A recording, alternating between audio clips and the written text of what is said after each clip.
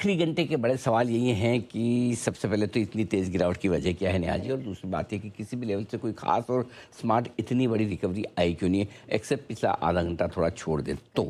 क्या 24,000 के नीचे ही बंद होंगे या फिर ऊपर निकल सकते हैं हम? बैंक निफ्टी में जो एक स्मार्ट और तेज़ रिकवरी आती हुई दिखी, क्या समझा जाए? बैंक निफ्टी कुछ इंडिकेशन दे रहा है कि मैं अब कम कमज़ोर होना चाहता हूँ या मजबूत होने की कोशिश कर रहा हूँ। ऐसे में बड़ा सपोर्ट कहाँ माना जाए निफ्टी और बैंक निफ्टी दोनों पर, जो कि टूटेगा नहीं? किस लेवल के नीचे बंद होने पर खतरा थोड़ा ज़्यादा है और वो लेवल आज के लिए भी होना चाहिए और पोजिशनल भी? किस बैंकिंग शेयरों में मौका अब भी खरीदारी का है, क्योंकि बैंकिंग शेयर बड़े इंटरेस्टिंग दिख रहे हैं, कुछ कमज़ोर हैं तो कुछ मजबूत भी, ये दोनों समझना ज़रूरी है। Voda idea talk of the town, अब बड़े टारगेट क्या रखे जाए? जब 12 रुपये के पहले 10 के ऊपर निकलने में मुश्किल थी, अब 11 के ऊपर निकलने में मुश्किल आई, अब 12 के ऊपर निकलने में जो मुश्किल थी, एक एक करके एक एक रुपया ऊपर के लेवल जो वोडा आइडिया बना रहा है, व्हाट नेक्स्ट? और आखिर में कैपिटल गुड्स शेयरों में आज जो तेज़ गिरावट है, क्या मान लें कि तेज़ी खत्म हो चुकी है या फिर जान अभी बाकी है? बिल्कुल। लेकिन सर इतना उतार चढ़ाव क्यों? पहले तो यही समझाइए कमजोरी के पीछे की वजह क्या? आज हमने एक सुस्त मंडे की ओपनिंग और ट्रेडिंग सेशन क्यों देखा? हाँ, तो उतार चढ़ाव का आपने पूछा तो फिर मैं इसको दो भागों में बांट दूँ। पहले उतार बता दूँ। हाँ, फिर चढ़ाव बताइए। हाँ, पहले तो उतार तो समझ लो, उतार क्यों आया?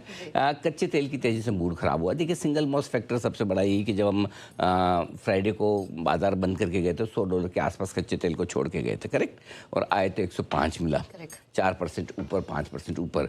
तो सबसे पहले तो आजकल सबसे बड़ा मतलब सेंसेक्स निफ्टी से ज़्यादा कच्चा तेल का भाव इंपॉर्टेंट हो गया, नंबर 1। नंबर 2, युद्ध को लेकर भी कोई खास पॉजिटिव डेवलपमेंट हुए नहीं, उल्टा लड़ाई झगड़े बढ़ते हुए दिखे इनके, है ना? रुपए में आज फिर से 70 पैसे की तेज़ गिरावट होती दिखी है। इंडिया विक्स 8% उछल गया, जो हम कह भी रहे थे कि इंडिया विक्स में उछाल आने की तैयारी है और वो कमजोरी के संकेत दे रहा है बाजार में। एफआईज की तेज़ बिकवाली 10,000 करोड़ से ज़्यादा की नेट बिकवाली है शुक्रवार के सेशन की, जो थोड़ी परेशान करने वाली है। इसके अलावा 24,000 के नीचे टेकने से सेंटीमेंट बाजार का थोड़ा सा कमज़ोर होता हुआ दिखा है। आज मिड कैप और स्मॉल कैप शेयरों में भी थोड़ी गिरावट बढ़ती हुई दिखी है। मिड कैप स्टॉक्स फ्राइडे को नाम के लिए गिरे थे, स्मॉल कैप तो पिछले हफ्ते 5 दिन मजबूत था। आज पहली बार 5 दिनों के बाद स्मॉल कैप इंडेक्स में थोड़ी प्रॉफिट बुकिंग आई है। बैंक निफ्टी भी 55,000 के नीचे वक्त बिताता नजर आ रहा है, ये एक दूसरी समस्या है। सो कुल मिला के ये सारे हैं, लेकिन इसके अलावा कुछ सेक्टर और स्टॉक्स ऐसे हैं जिन्होंने मूड ख़राब किया। नंबर 1 तो एबीबी और कैपिटल गुड शेयर, यहाँ पर तेज़ बिकवाली होती दिखी है। दूसरा, रेट सेंसिटिव शेयर तो गिरे ही हैं, साथ ही गोल्ड वाली कंपनियों के शेयरों पे भी थोड़ी सी आज प्रॉफिट बुकिंग आती दिखी है। तो उतार के रीजन ये है जो मैंने बता दी। ठीक है, अब सर रिकवरी बताइए। रिकवरी थोड़ी थोड़ी आ रही, देखिए नज़र न लगाएं, इसलिए मैं लिख नहीं रहा हूँ, चुपचाप बता देता हूँ आपको। जी। सबसे पहले तो रिकवरी का कारण ये है, $105-106 की रेंज में कच्चा तेल है, ये अटक गया, अब इसके ऊपर नहीं जा रहा, हल्का सा नीचे आया, $1-2, ज़्यादा नहीं, $1-2। तो थोड़ा सा 105 के नीचे थोड़ा और साइकोलॉजिकली, आप समझिए मैं क्या करूँ? हाँ, थोड़ा सा और ख़राब लगता है। 105 के नीचे थोड़ा सा कम ख़राब लगता है। अच्छा तो ये भी नहीं लग रहा, लेकिन कम ख़राब ज़रूर लग रहा है। तो नंबर 1। नंबर 2, डाउ फ्यूचर 125-150 पॉइंट नीचे थे, रिकवर होकर अभी थोड़ी देर पहले ग्रीन में भी हो गए थे, 5-10 पॉइंट ऊपर भी थे, अभी फ्लैट है, लगभग पूरे 1 पॉइंट नीचे है। तो मतलब कुल मिला के वहाँ रिकवरी। तीसरी रिकवरी की वजह है, आप देखिए यूरोप देखिए और फिर एशिया देखिए। यूरोप में कोई ऐसा पैनिक वाला माहौल नहीं, कि ऐसा नहीं कि बहुत तेज़ी से घट रहा हो। इनफैक्ट आप देखिए फुट्सी और कैक्स तो हल्के हरे निशान में ही है, ज़्यादा नहीं है, ऐसा नहीं कि बहुत तेज़ दौड़ लगा रहे हो। अब आइए एशिया, जापान को थोड़ा छोड़ दे आधा %, कोरिया तो आज भी 4.5% ऊपर है। इसके अलावा ताइवान, चाइना, हांगकॉन्ग वगैरह, ये सारे के सारे मजबूती रहे। तो ओवरऑल एशिया ठीक ठाक है, बुरा नहीं है। ये सारे कारण ये हो गए, ठीक है। इन सब की वजह से हल्की सी रिकवरी आई। और दूसरी एक इंटरनली अगर आप रिकवरी का कारण देखें तो एक चीज़ है कि कुछ भी करिए आप, 2300-800 के आसपास आते किसी न किसी कारण से रिकवरी आ जाती है। कारण हो ना हो तब भी आ जाती है। आज भी 23,850 के आसपास से आपको रिकवरी मिली है। तो यहाँ रिकवरी के पीछे थोड़े लेवल्स भी हैं, कारण भी हैं, अपने आप चीज़ें हैं। सो ये सारी चीज़ें हैं जिससे थोड़ा सा उतार के बाद हल्का सा चढ़ाव आते हुए दिख रहा है। अब देखते हैं आखिरी 1-1.5 घंटे में आपको क्या चाहिए। या तो क्रूड घट के $100 के आसपास आ जाए, तो थोड़ा हम वापस से 24,000 के ऊपर निकल कर टिक जाए, या फिर ये कि डाउ फ्यूचर्स 150-200 पॉइंट ऊपर, 100 पॉइंट ऊपर हो जाए, तो फिर थोड़ा सा रिकवरी आ जाए। ये सारी चीज़ें हैं जो इम्पोर्टेंट है आज के लिए। सर लेवल्स मैं आपसे पूछूंगी, लेकिन ये इस रिकवरी में आपको कंफर्ट कितना है? कंफर्ट है, ऐसा नहीं कि कंफर्ट कोई, देखिए एक चीज़ समझिए, ये मार्केट ऐसा है लिक्विड ऑक्सीजन जैसा है। ऐसा मतलब वो बहुत तेज़ी से गिर जाएगा, घट जाएगा, टूट जाएगा, वैसा भी नहीं है। और बहुत बढ़िया मार्केट एकदम ऐसा हो कि गुलाबी गुलाबी है सब कुछ, वैसा भी नहीं है। जैसे आप वही वाली बात है, 23,300 के 24,300 के आसपास पहुंचते हैं, बिना किसी कारण भी घट सकते हैं और कारण से भी घट सकते हैं। जैसे 23,800 के आसपास आते हैं, बिना किसी कारण से रिकवरी दे सकते हैं, कारण से भी दे सकते हैं। तो अपने सिंपल सी चीज़ है, जब तक 23,800 के नीचे बनने होंगे, बड़ी और नई मंदी नहीं होगी, ठीक है।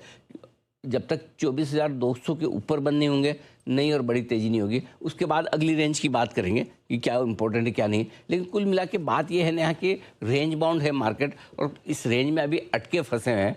अब पता नहीं वो रेंज से आज बाहर निकले, कल निकले। देखिए इमीडिएटली आप सोचेंगे तो आपके पास नेगेटिव ढेर सारे हैं, लेकिन अगर आप एक समझिए, आप डे ट्रेडर नहीं है, ठीक है, आप एक हफ्ते के ट्रेडर भी नहीं है, अगर आप साल 2 साल के व्यू से पैसा लगाते हैं, तो कई सारे फंड मैनेजर ऐसे भी तो हो सकते हैं कि चलिए यार कुछ हो सकता है, ट्रम्प चीन जा रहे हैं, कुछ बढ़िया दुनिया के लिए करके आएंगे। अब मैं फिर बार बार सुबह भी कहा, जिन लोगों ने सुबह नहीं सुना है उनको फिर मैं वापस बता दूं, अब ट्रम्प चीन जा रहे हैं, कोई अच्छा लजीज चाइनीज़ खाना खाने तो नहीं जाएंगे कि भाई वहाँ पे मेरी बड़ी आवभगत होगी, ऑथेंटिक चाइनीज़ फूड खाने को मिलेगा। कुछ ना कुछ काम धंधा ही करने जा रहे होंगे। 8 साल बाद अमेरिका का कोई राष्ट्रपति चीन जा रहा है, वो भी वहाँ जा रहा है जिसे अपने दुश्मन नंबर 1 समझते हैं अमेरिका वाले। तो अगर सबसे पहले टैरिफ उन्हीं पर लगाया, सबसे ज़्यादा उन्हीं पर लगाया, सबसे ज़्यादा खतरा उन्हीं को है। तो कुछ ना कुछ तो ऐसा करके आएंगे ना, आके उनको भी तो, हालांकि उनको किसको जवाब देना होता है, किसको मुंह दिखाना होता है, वहाँ तो वो सिस्टम भी नहीं है अमेरिका में। ट्रम्प ऐसे ही घूम फिर के भी आ जाए तो कौन पूछे तो वो क्या जवाब दे। लेकिन फिर भी वो अपनी कॉलर ऊंची करने के लिए ये तो चाहेंगे ना कि देखो मैं चीन से ये करके आया, करेक्ट, कुछ तो ऐसा करेंगे। सो आई थिंक वो एक रीज़न है कि कई सारे फंड में जो इसलिए भी थोड़े पॉजिटिव हो रहे हैं कि जब ये इस वीकेंड पर, एक हफ्ते की तो बात है, अगर कुछ बड़ा हो जाए तो हू नोज। सो आई थिंक इसलिए बहुत ज़ोर से घट भी नहीं रहे हम। बढ़ने के लिए कारण कम है और घटने के लिए थोड़ा सा इसलिए है कि स्कोप कम है कि कुछ अच्छा हो सकता है। अब होगा नहीं होगा, कब होगा, कितना होगा, वक्त बताएगा। लेकिन ये हफ्ता इसी तरह से चलेगा आपका। जिस आप पहले दिन ही आपको संकेत मिल रहे हैं, कुछ ग्लोबल फैक्टर से जो आपको घटने नहीं देंगे, कुछ लोकल फैक्टर से जो आपको बढ़ने नहीं देंगे। तो बेसिकली हम खूंटे में ही बंधे रहेंगे, खूंटे में बंधे रहेंगे, कोलू के बैल की तरह। ठीक है, डन। तो फिर सर अब अगर उसी लेवल में घूमना है तो रेंज बता दीजिए। सपोर्ट वही है रेंज 23,800 23,900 सपोर्ट जोन है, ठीक है। 23,800 के नीचे निर्णायक रूप से बंद होने पर थोड़ा खतरा है। ऊपर में, नीचे में और बैंक निफ्टी में 54,225 54,550 आपके लिए अच्छा सपोर्ट जोन है, ठीक है। आज इसी रेंज से घूमे हैं दोनों में, निफ्टी और बैंक निफ्टी में। निफ्टी का 23,850 के आसपास का लो है, बैंक निफ्टी का 54,350 के आसपास का लो है, वहीं से घूम गए। अब आइए ऊपर की तरफ, 24,000 निर्णायक लेवल है, मैं 24,050 24,175 की रेंज आएगी तो प्रॉफिट बुक करने की राय दूंगा। थोड़ी पोजीशन आप हल्की कर सकते हैं। 55,300 55,600 अगर आता है, 55,000 के ऊपर निकल कर टिक जाते हैं तो वहाँ थोड़ी पोजीशन आप हल्की कर लीजिए, ठीक है। अगर आज 24,000 के नीचे बंद होते हैं और निफ्टी पर 55,000 के नीचे बैंक निफ्टी पर बंद होते हैं तो थोड़ी सी पोजीशन आजकल वाली जो BTST टाइप वाली है वो थोड़ी हल्की कर लीजिए। लेकिन अगर 23,800 के नीचे अगर हम बंद होते हैं निफ्टी पर और 54,550 के नीचे बंद होते हैं बैंक निफ्टी पर, 54,450 के नीचे बंद होते हैं तो समस्या बड़ी है। अदरवाइज समस्या बड़ी नहीं है, ठीक है।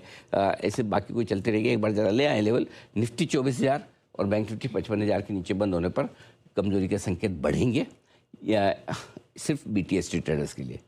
जो पोजिशनल ट्रेडर्स हैं उनके लिए 23,800 और 54,450 ये 2 लेवल है निफ्टी बैंक निफ्टी के जो आपको ध्यान में रखने हैं।